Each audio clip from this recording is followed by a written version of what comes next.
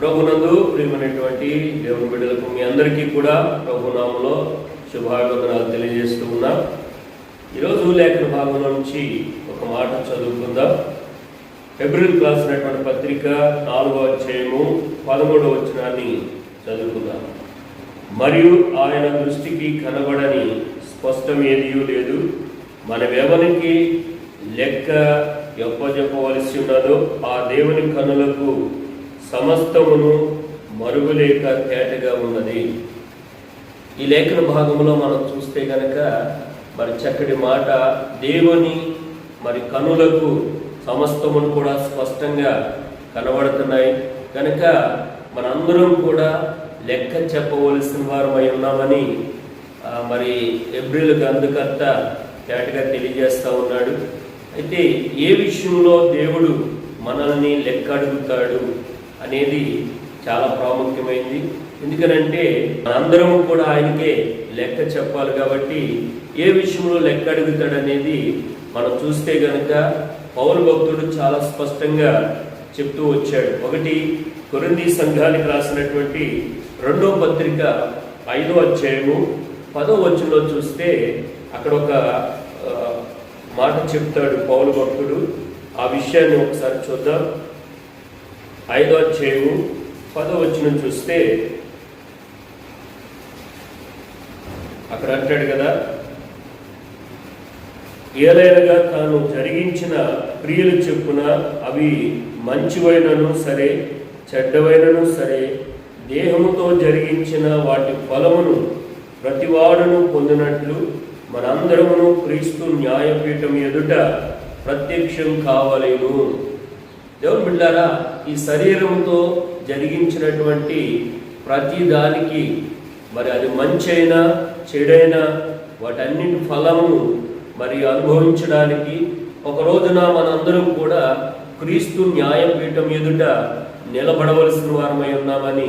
అంటే ఈ దేహముతో జరిగించినటువంటి ప్రతి ఒక్క దానికి కూడా అది మంచా చెడ ఈ రెండింటిలో ఏదైనా సరే దేవుని ఎదుట న్యాయపీఠం ఎదుట మనం నిలబడవలసిన వారమై ఉన్నాం కనుక ఒకవేళ మంచి పని చేస్తే గనక మంచి ఫలం పొందుకుంటాం, చెడ్డ ఫలం గనక మనం చేసినట్టు చెడ్డ పనులు చేసినట్లయితే చెడ్డ ఫలాన్ని మనం అనుభవిస్తాం. కాబట్టి ఈ దేహము దేవుని దేవాలయం అని దేవుని వాక్యం చెప్తూ ఉంది కనుక మరి మనం ఆరాధించే దేవుడు పరిశుద్ధుడు కనుక ఆయన మరి ఆయన పిల్లలుగా మనం కూడా పరిశుద్ధులుగా ఉండాలని దేవుడు కోరుకుంటూ ఉన్నాడు.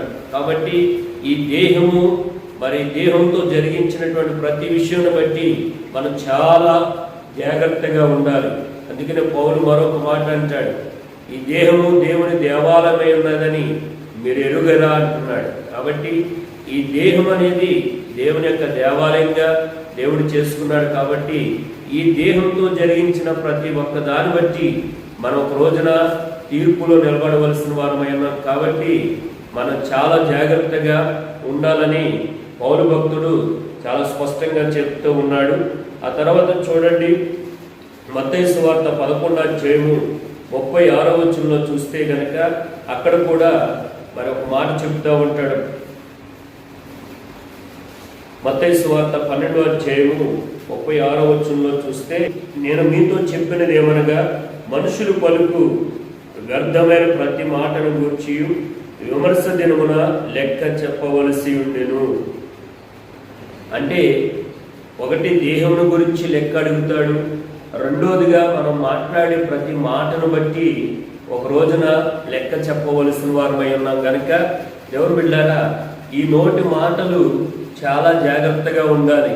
ఎందుకనంటే ఇది నరం లేని నాలుగు గనక ఎలా పడితే అలా మాట్లాడడానికి వీల్లేదు. కానీ ఎందుకనంటే మనిషిని అపవిత్రపరిచేది మరి బయట నుంచి లోపలికి వెళ్ళేది మనిషిని అపవిత్రపరచదు, కానీ లోపల నుంచి బయటకు వచ్చేదే మనిషిని అపవిత్రపరుస్తుంది. కనుక దేవుని బిడ్డారా, ఉదయం నిండిన దాన్ని బట్టి నోరు మాట్లాడుతుంది. కాబట్టి ఈ యొక్క మన మాట్లాడే ప్రతి మాటని రేపొద్దున దేవునికి లెక్క చెప్పాలి. కాబట్టి మన మాట అవునంటే అవును, కాదంటే కాదనే విధంగానే ఉండాలి.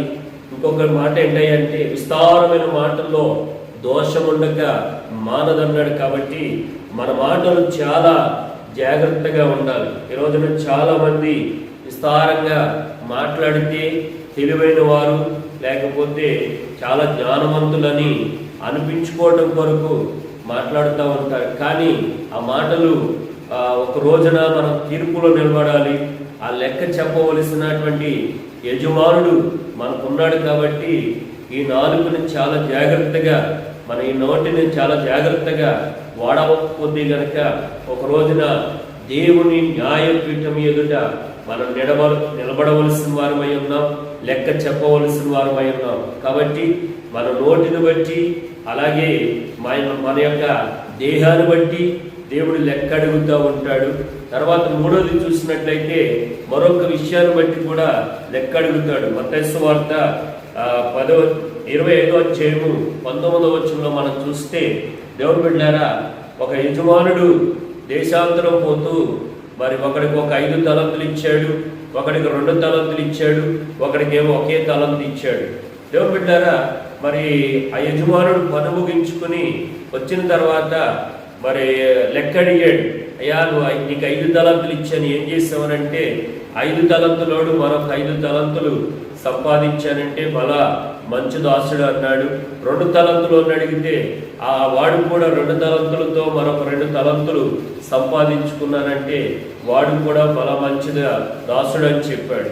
తర్వాత ఒక్క తలంతు ఉన్నటువంటి వ్యక్తి ఆ లెక్క అడిగితే వాడు అంటున్నాడు, మరి నువ్వు ఇతర దాన్ని కోసేవాడు అని ఎరిగి నేను దాన్ని దాచిపెట్టానంటే వాడు చెడ్డ దాసుడు అని మరి యజమానుడు అన్నట్టుగా మనం చూస్తున్నాం. అంటే దేవుడు మనకి ఇచ్చినటువంటి తలంతులను బట్టి కూడా రేపొద్దున లెక్క అడుగుతాడు. మన సామర్థ్యం కొద్దీ మనకి దేవుడు తలంతులు ఇస్తూ ఉంటాడు. ఆ తలంతులను బట్టి మన ప్రభు మహిమార్థంగా మనం నడుచుకోవాలి. మనకు కొద్ది సామర్థ్యం ఉంటే ఆ సామర్థ్యాన్ని బట్టి మనకు తలంతు ఇస్తూ ఉంటాడు. 5 తలంతులు ఇచ్చాడంటే వాడికి ఆ సామర్థ్యం ఉంది కాబట్టి వాడికి 5 తలంతులు ఇచ్చాడు. మరియు మరొకడికి 2 తలంతులు ఇవ్వడానికి వాడి సామర్థ్యం కొద్దీ 2 తలంతులు ఇచ్చాడు. 1 తలంతు ఇచ్చిన వాడి సామర్థ్యం కొద్దీ వాడికి 1 తలంతు ఇచ్చాడు.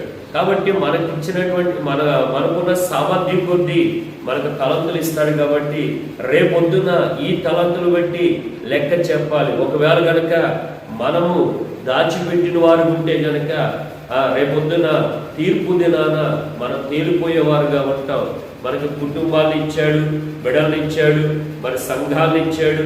వీటన్నిటిని బట్టి రేపొద్దున దేవుడు లెక్క అడిగేవాడుగా ఉన్నాడు. కాబట్టి లెక్క చెప్పవలసిన వారమై ఉన్నాం కనుక మనందరం కూడా భయభక్తులు కలిగి, మరి ఏప్రిల్ రాసిన పత్రికలోనే ఒక మాట అంటాడు, మోషే నా ఇల్లంతటిలో కూడా నమ్మకంగా ఉన్నాడు అంటున్నాడు. కాబట్టి మనందరం కూడా మరి దేహం విషయంలో కానీ, మరి అలాగే మాట్లాడే విషయంలో కానీ, మనకిచ్చినటువంటి తలంతు విషయంలో నమ్మకంగా ఉంటే రేపొద్దున బల మంచి దాసుడని దేవుని చేత అనిపించుకోగలుగుతాం. లేకపోతే కనుక ఆ ఒక తలంతుడు ఎలా దాచిపెట్టాడో, వాడిని చెడ్డదాసుడని ఎలా తీర్పు పొందాడో రేపొద్దున మనం కూడా అలా పొందవలసి ఉంటుంది. కాబట్టి దేవుడికి లెక్క చెప్పవలసిన వారమై ఉన్నాం కనుక మన క్రియలను, మన మాటలను, మన తలంతులను జాగ్రత్తగా వాడుకుందాం, ప్రభువును గనపరుద్దాం. అట్టి కృప దేవుడు మీ అందరికీ కలుగజేయాలని ఆశిస్తూ ఈ మాటలు ముగిస్తా ఉన్నాం. దేవుడి కొద్ది మాటలు మన వెనుకలో దీవించును గాక. అందరికి వందనాలు. ప్రార్థన చేసుకుందాం. పరిశుద్ధుడైన తండ్రి, నీకు వందనాలు నాయనా. ఈరోజు ప్రభువా, మరి నాయన ఈ యొక్క సమస్తమును కూడా నీకు స్పష్టంగా కనబడుతూ ఉన్నాయి.